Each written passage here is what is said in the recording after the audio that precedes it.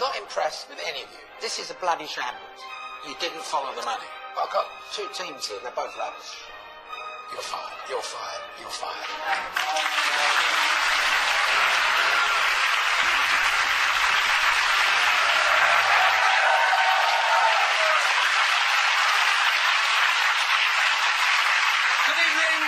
Good evening and welcome to The Apprentice. You're fired. I'm Rob Gilbert. This week saw the candidates battling with technology and each other as they programmed and flogged their own robots to high street retailers. At the end of the task, and back at the house, there was a clear winner in the Michaela versus Harrison popularity contest. Come on, mate. Wait, who else is there? Here to figure out the inner workings of the candidates' motherboards, please welcome tonight's panel of Apprentice fans and guests. Business consultant Kavita Oberoi, TV presenter Michelle Ackley, and comedian Russell Kane. Welcome to You're Fired. So, Kavita, what do you think it went this week? Well, for this week, it was everything that I'm passionate about, which is technology, branding, pitching and selling. A good week for you. Yeah. Michelle, did you enjoy it this week? Yeah, I thought it was great. I think the fact that it was switched up a bit. You know, Michaela went to the boys' side, so it was nice to see how the dynamics... It sounded like the dark side. Wasn't it? So it was nice to see how the team dynamic changed. Yeah. Russell, I'm actually called Kane now. Well, that's my family name. This model is called Russ. Anyway, sorry. If I could sum up this week in one word, it would be error. Well, we'll find out more about this week's task when we meet the third candidate to be fired. But first... In Apprentice News tonight, a traumatised Anissa describes the dream she had about Claude. It was incredibly intense. The success of the pitch hinges on the detail, and Elizabeth demonstrates she knows the client's business inside out. Where did you come up with the number 1,000? We're just a nice round number. And in the boardroom, Elizabeth can barely contain her excitement when she lands another really nice round number. They made an order of 100, which...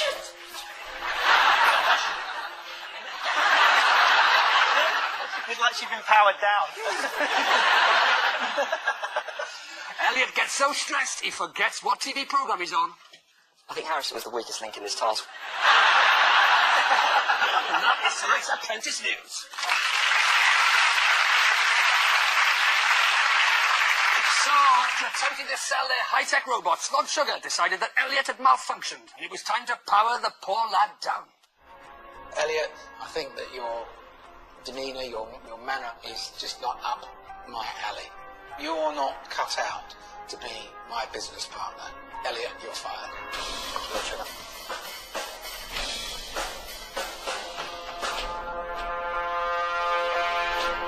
Please welcome Elliot Van Emden.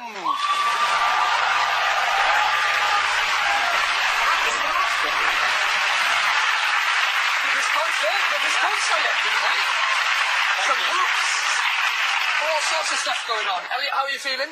Look, disappointed. I'm not going to pretend I came here to go out third. It's not something that anybody wants to do, is it? But, no. You know... It's better than one or two. That's very true. I guess that's one thing I can be thankful for, right? Am I okay to call you Elliot, or is it Tory boy, should I? I think we should stick with Elliot. I think it's probably pretty safe there. I think so. Rod Sugar said your demeanour wasn't up his alley. Yeah. What did you take? It sounded a bit harsh. I think it's linked to the strategy of the actual show itself. So my strategy was to support the people that are on the actual show, and then sort of when it gets to the boardroom, sort of highlight all the errors that they'd made. My problem was when I was in the boardroom and sort of the mirror was reflected back at me, I didn't have too much that I could say back. You said in the initial interview, Lord Sugar will not be firing Elliot Van Emden. I did. Yeah. Is that a different Elliot Van Emden? No, still me. With hindsight, do you stand by that comment? I think it might be a little difficult for me to stand by that. Perhaps not the best thing to say when going on to The Apprentice. Michelle, Elliot was in the boardroom with Michaela and Harrison. Were you surprised that he got fired? I wasn't. It's awkward, this, isn't it? You have to say it to their face. I don't know how you do it. Just look away for a minute. Yeah, I'll look over there. You look that way, I'll go for it. No, I think in this task, there were a lot of things that went wrong, but I do think that Michaela just put her head above the parapet a bit more, and she did hold herself accountable for the things that went wrong. And I think maybe in the boardroom you didn't do that as much, and maybe that's where the fault lies. Kavita, in the boardroom, Lord Sugar said he thought Elliot was sitting back and letting everybody else fall on their swords. Did you see that? Was that something you... Absolutely. I mean, in business, you have to be a big personality. And what you see here, the big personalities are coming through. What happened in your case, you were just there, you weren't challenging. We in business, we just don't want yes men. We want some challenge at the start, not just in the boardroom, because it's too late. Russell, is Elliot's demeanour up your alley? Is his comportment up your cul-de-sac? I mean, I do feel, I'm like you, I feel bad when candidates sat across me, but on this occasion, someone sat in a chair being cross-examined while a jury looks on seems fair. I agree with everything that everyone said. If you look at the mistakes that Michaela made, they were outrageous, task-failing mistakes. She said some silly things. She was bold and brash. You were thinking logically in the correct way, but you still lost. You were the Hillary Clinton of this process. There's no denying it. Well, Michaela may have moved across to the boys this week, but Team Vitality managed to lose for a tragic third week in a row, despite the assistance of their helping hand for life, Robot Jeffrey. Or was it Simon? Or was it Simon Jeffrey? Or was it Mr. Jeffrey Simon? Whatever his name was, let's see where it all went wrong for the boys again. Elliot, all these other candidates here seem to keep asking, what do you actually do? If it goes right, he'll say you pushed it in, and if it goes wrong, he'll say I did raise the point. If you're sitting on the fence constantly, nothing's ever going to get done. So can you run through what you've actually done? I believe I was instrumental in the selection of that point. His name is Jeffrey, okay? But his family name is Simon. Is that it, Simon? No, it's Jeffrey. This is very confusing. They said they found it horribly confusing. Elliot has all this information about what we're discussing, how to overcome these problems.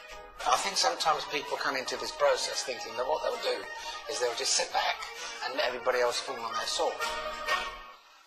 Talk us through the whole name fiasco, if I can use that. Yeah, I mean, that was a complete joke, They came up with the name Jeffrey, which is a perfectly fair name and a good name, but when you write it down, it does look like Jeffrey. It just does. Michaela's, a strong-willed person. She formed her own opinion as to what her view of that, and then Sargent came up with the great name Simon, and then... Did you buy into that whole name change thing, or were you... well, you know me. I sort of sat back a little bit.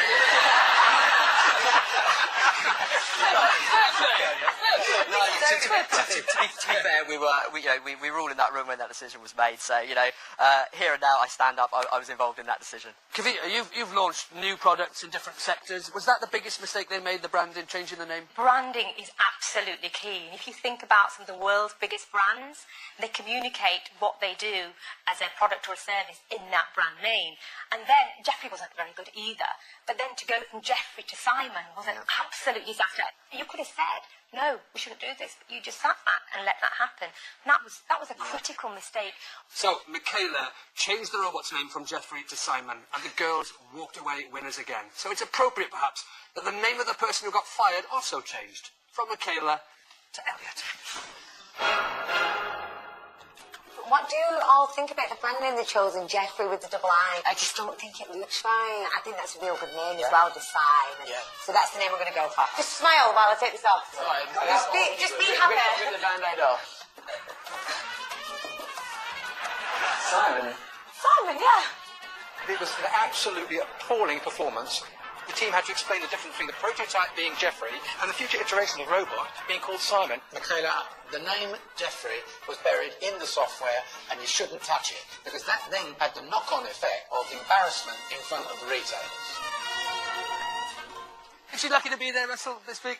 It's everything we were talking about. It's the force of her personality. And also, I think you came unstuck with a bit of a regional problem. I'm married to a northern girl. They know how to win an argument. They're so confident they thank themselves. They'll do as I say thank you, and there's no one there. You were never going to win that, and she got away with it. How did she get away with it, Michelle? I mean, up to this point on this show, to be honest with you, when you're fired, people have been singing her praises, straight talking, good negotiator, no nonsense. But has all that gone up in a puff of Simon-shaped smoke? Or she... I don't think so. I'm still singing her praises, to be fair. She is a tough northern girl. And I'm not just saying that because I'm northern. Kind of. No, I think she was just incredibly enthusiastic. And even when the board just went completely wrong, did you see when she took it off? She was like, yeah, She was still going for it, and that I like that. She was trying to keep the team together, keep the morale going. Let's talk about the board, because you mentioned the board. How did you describe it? Probably the worst one? Crap. And you binned it? We binned it, literally, we binned it. We put it into 4 pieces and we threw it in the bin. Oh, so you thought? Oh, no. It's here tonight, ladies and gentlemen.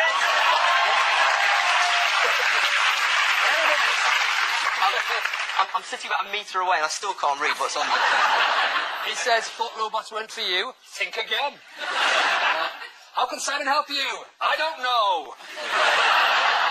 Russell, did you enjoy this board? I enjoyed the bit where it was smashed into the bin. I mean, it looks like a magic eye. You know, when you look at it, your eyes go a bit funny because you can't actually see what's going on. There's nothing going on. I honestly would have done, but I would have spun the board around and showed a blank board and gone, that's because the robot's going to do the talking for us. And I'd turn it into a positive. I would have done that. Yeah.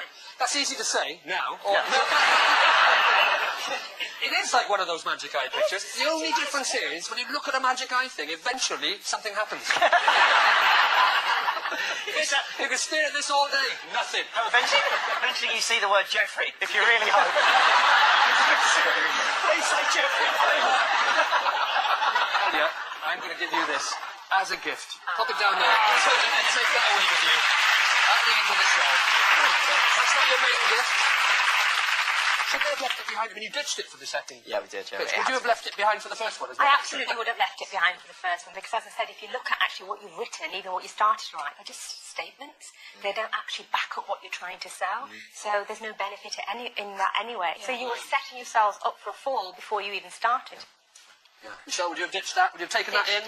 No, unless it was some kind of joke, like, you know, this is not. terrible, but we're not, yay! But, you know, that didn't really work like that, did it? The Helping Hand for Life. Talk us through that. I mean, did you like that concept? Helping Hand for Life. I mean, now looking it back, it certainly does have certain sexual connotations to it when you think about it. maybe not exactly what we... Market there. Not exactly what we would have thought. That is a bleak night in Jeffrey.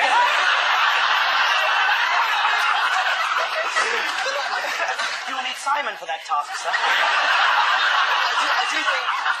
I didn't even see that. I did not even pick up on any sexual illusion within that. I'm sure. I did not, Elliot. I did not. I'm sure, sarcastically. I do think, though, that technology is very applicable to the elderly, you know. There are a lot of elderly people who are lonely, you know. Millions of people are alone at Christmas. And, you know, not saying that a robot's going to solve that, but there are things that technology can do. I watched this episode with my mum, who's 61. I cannot tell you how annoyed people over 60 will be at being put in that sort of infirm, can't get out of the house, the Germans are coming in that... You should have made it for the over 30s. Do you want some cod liver oil, bro? You're 35. It was for, you made a product that it was for the over 80s, the over 90s sort of thing, and that put Lord Sugar's back up straight away. To be fair, as part of the pitch, I did pitch sort of a younger 60, so I gave an example of... I'm giving myself a holiday. That's not really started. Is this the younger 60 Doris who's only friend with the Meals on Wheels guy? You got it in one.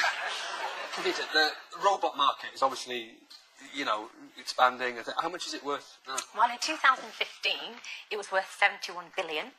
And in 2019, it's predicted to be worth 135 billion. It's growing at an annual rate of 17%.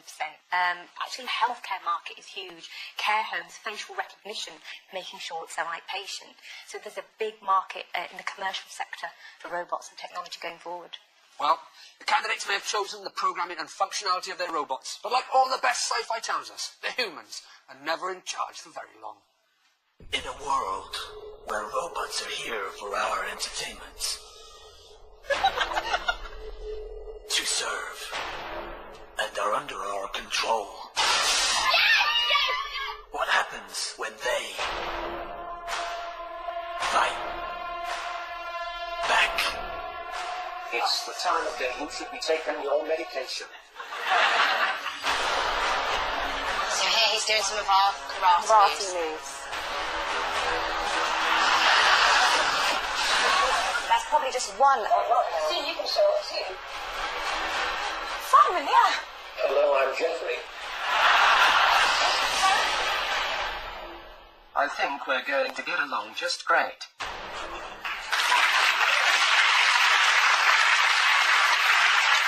Some of the other candidates. Ross was active again this week, and I did especially enjoy him trying to explain away the name thing.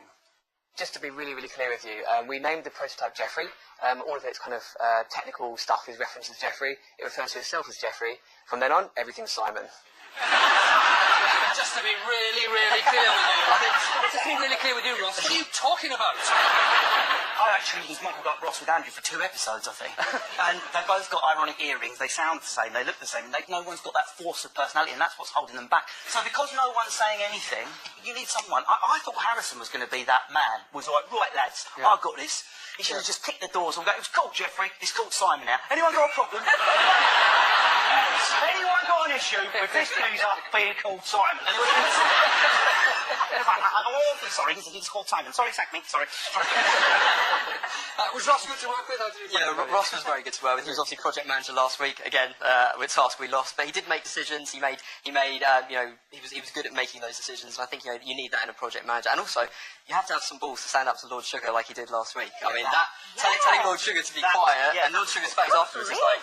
But I didn't like the way he did it, because at the end of the day, you're in a boardroom, and there are going to be people interrupting you at times. But you don't say Lord Sugar, silence Lord Sugar. And it's patronising as well, I kind of found. Well said, Last week, Michelle. Very well done.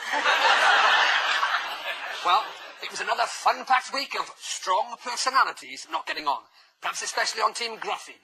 At the end of the task, Joanna claimed the girls know how to separate the business from the personal, which is just as well. You can't always get along in business with ease. Sometimes people are just chalk and cheese. Oh yeah, they're chalk and cheese. You just said that you didn't even hear it, so how can you say you don't know whether it was underlined when you didn't hear the comment? I didn't say I didn't hear it. You said that. No, listen to me. Let us speak. I did. No, no. I didn't say I didn't hear it. I said no. I didn't say I didn't hear it. I said no. We've gone out, if I'm honest. So just had a bit of help, and if it wasn't for you... Did you need help? Well, Did you feel like you was failing? No, no. So you need help? No, I don't. Let's not just try and take everybody down. I'm not laughing. I'm laughing at the situation. She's laughing, and she's not... I mean, it's not funny. I'm laughing at the situation, because all I've heard for the last 10 minutes is no. Fair enough. I'm sick of it. They're chalk and cheese.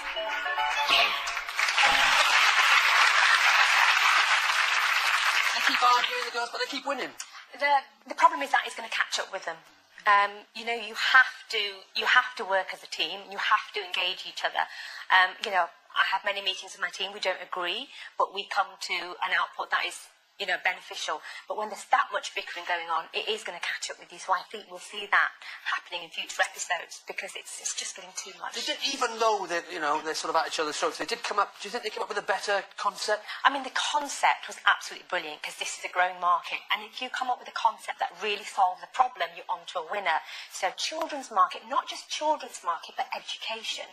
Parents spend a lot on children's education, so you're solving a problem. So when I saw their concept, I thought, brilliant. They're onto a winner. The karate, like you combined martial arts with language. If you didn't conjugate a verb correctly, the robot kicked your head in. Robots for kids is not. It's not a tough sell, is it? Do kids like robots? Yes. How many 80-year-olds have you said, it's been a great day, but there were no robots? It ruined the holidays at Bournemouth. I had to reach my own Werther's original. There was no Simon. And if I've won that very often this show, mate. Michelle, Siobhan does seem to often be in the thick of things when it comes to the rowing. Last week it's been Elizabeth, in the past this week it was more Sarah Jane, but Sarah as well starting to flare up as... Is it 6 of 1? Is it her? No, it's all 1 of 1. It's 1 of 1. Yeah, it's 1 of 1. She's just rubbing everyone up the wrong way. She's rubbing me up the wrong way, and I'm not even there. It's too much. And even you can see even the more placid characters within the girls' group are starting to just feel the rage. Sarah. Yeah. And that's the thing, it's like what you were saying, Kavita. Yes, they are winning, but it will catch up with them because the team morale is just going to keep going down. And then the people that are just being kind of slow and steady are just going to lose it. just going to lose it. Is it all? Do you reckon it's all under the surface, though, Russell? Is it all there on the boys' team as well? You know, is it simmering away? Is it just less open arguments, but it's all there somewhere? I just think the teams need to be modelled up. The reality is you've got a lot of females with massive personalities. And you know what it's like? It doesn't, man or woman, you get a lot of people in the room that want to be the leader of a group. It's not going to end well. Everyone's going to get undermined all the time. James, this week, let's talk about a few of the others. James, have you been impressed with? James, he seems quite assertive. He's quite...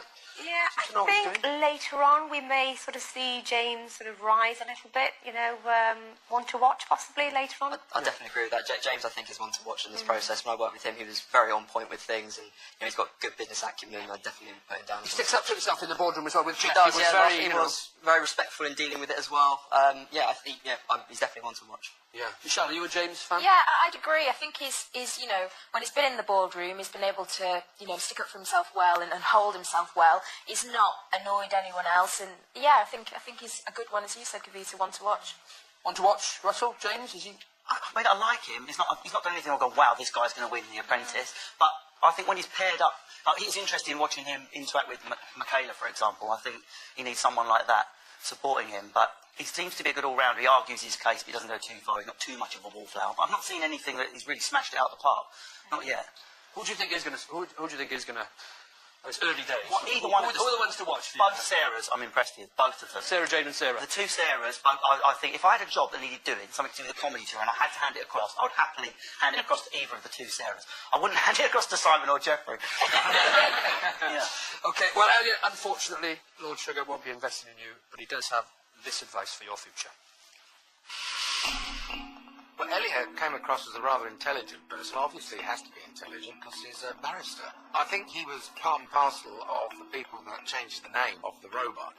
And then there was the embarrassing situation to try to explain that away. So he could have said, look, this is just a prototype. Retailers are used to prototypes. They're used to people bringing them things that are half-made. But when he did fight for his position in the boardroom, he did it very well. And so I suspect that he will carry on and flourish well in his profession. Flourish well in his profession?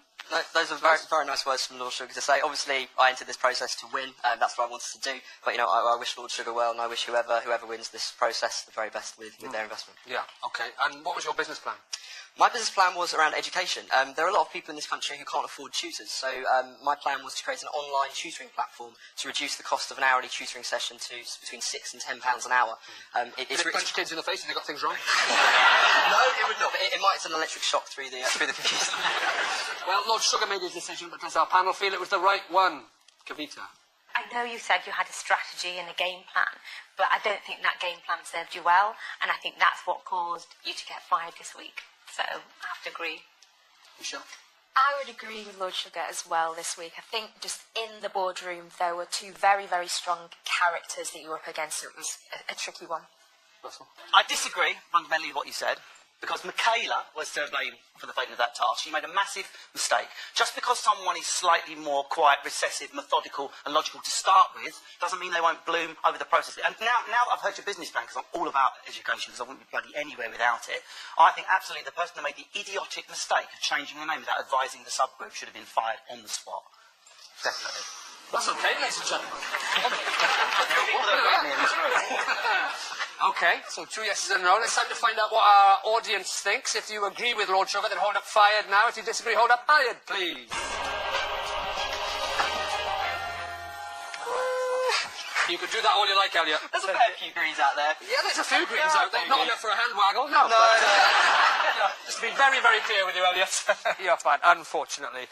But, as you know, nobody leaves here empty-handed. Ah, I'm looking forward to this. You're looking forward to it? I am. Well, good, because I've got a treat in store for you. What's it going to be? It is a beautiful commemorative plaque.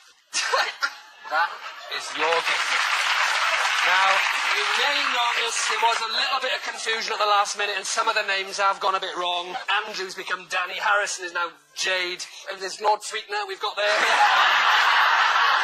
We've even got your friend Doris, well, Ethel, I call it. I'm going to hang that in my bathroom. That's absolutely perfect. You can put it in the bin if you like, mate.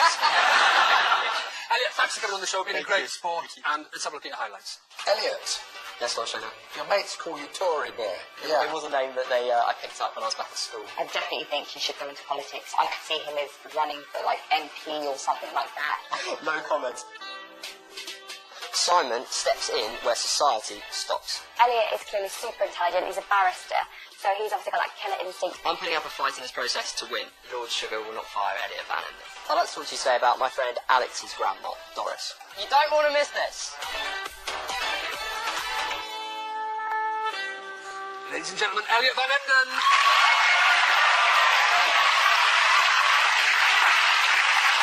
And also, please thank the extra contest rounds and guests, Rebecca Oberoy, Michelle Ackley and Russell Kane. Next week, our candidates hit Wembley Stadium to put on slap-up dues for guests at the Women's FA Cup final. Who's going to be polishing their trophy till they can see their face in it, and who's just going to have their face rubbed in it? For this task, I'd like you to lay on a VIP hospitality box. I also want you to run a matchday stall outside the ground. We won't have a dry day, don't worry. What? Who would like some candy floss today? You're meant to be doing the calculation. I've ordered 7 portions. But you've got 14 people. You're going to cut them in half. 1, 2. Bloody hell. I'm not insecure about anything. Right, that was the wrong choice of word. It was. Hey, I mean, it is a bit of an insult, actually, no, it's a bit bad. We got ourselves an entertainer! Join me next Wednesday at 10 for more You're Fired. Good night.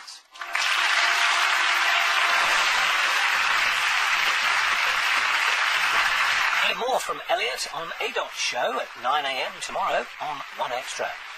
And what's everybody really thinking during the tasks and boardroom fallouts? The Apprentice with honest subtitles is available now on BBC iPlayer.